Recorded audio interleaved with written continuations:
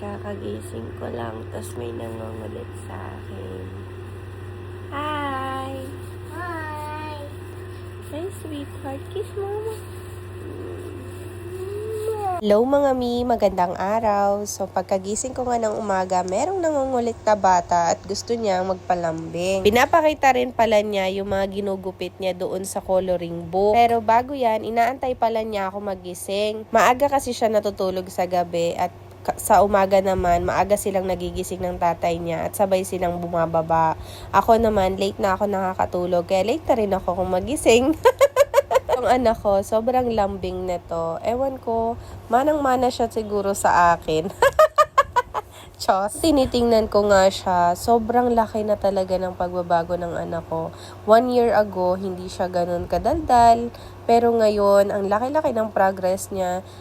At sakto pala, or tamang-tama yung decision ko na i-enroll siya kahit saling kit-kit lang doon sa daycare. Kaya sa darating na pasukan ay uulit-ulit siya. Kaya ito, nagpapalambing siya. Ang bilis talaga ng panahon, no? Ang bilis nila lumaki. Ito rin pala ako bumaba, ay chinek ko yung phone ko kung nag-reply na yung doktor doon sa Viber message ko. Tapos ang sabi niya, hindi na nga daw kami matutuloy dahil nagkaroon siya ng emergency. So, hindi ko na nga rin pinroceed. So, ayun, mamumove na naman ng 1 linggo yung operation ko. Pagkababa ko nga pala dyan, nakaluto na pala yung asawa ko ng nilagang baka. Kaya na kumain na rin kami. After ko palang kumain ay naisipan ko magluto ng bilo-bilo. Mga ingredients pala nito ay nabili ko na bago ko lutuin. Alamang, paano mo maluluto yun kung walang ingredients? Una kong niluno dyan ay yung kamoting kahoy kasi matigas yan at matagal lutuin. Naglagay na rin ako ng sago. Yung sago pala ay niluto ko na pagkababa ko kaninang umaga bago kumain. Kasi matagal tong lutuin. Kaya ang ginawa ko, 15 or 20 minutes ko siyang pinakuluan. Tapos hinayaan ko lang siya doon nung pagkapatay ng apoy sa tubig niya. Kasi ina-absorb nung sago yung natitirang tubig doon sa pinagpakuluan. On kasi hindi ko pa alam yung technique na yon, hinahayaan ko siyang kumulo. Ang tagal-tagal na uubos na yung LPG namin.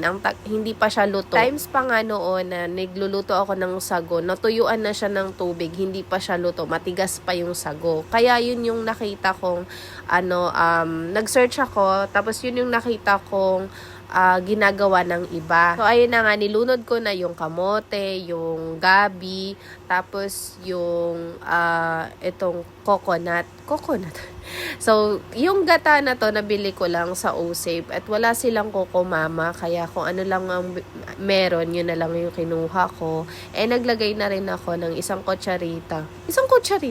Hindi, 3 patak ng vanilla extract, tapos kalahati ng brown sugar. So, simple lang talaga yung bilo-bilo na niluto ko. Kasi, nag-crave lang ako nung mga nakarang araw. Hindi kasi ako nakaluto nito noong Holy Week. Kasi, ewan ko, bakit nga ba? But anyway, so nagbawas na rin ako ng sabaw kasi punong-puno na yung pot ko at kailangan kong isalang or ilunod din yung saging na saba.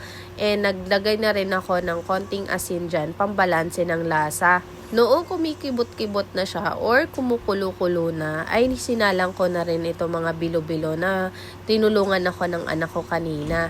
So, share ko lang, ito kasing ginataang bilo-bilo, una ko natutunan sa nanay ko kasi yun nga, nakwento ko sa inyo na Bisaya yung nanay ko or Bisaya kami. Tapos, yung pinagkaiba lang kasi ng version na to, meron siyang glutinous rice. Sa Mindanao kasi, hindi uso yung ganun. Or hindi lang kami nakakapaglagay kasi walang pambili nun. Char. So, nagsandok na rin ako dyan para makakain. Ker, bigay mo to dun sa kapitbahay.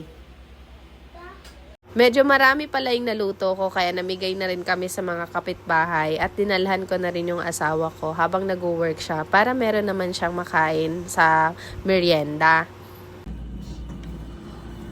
Thank you po. Fast forward, kinagabihan, naglakad-lakad na rin kami ng asawa ko. So, thank you for watching. Hanggang dito na lang. Bye!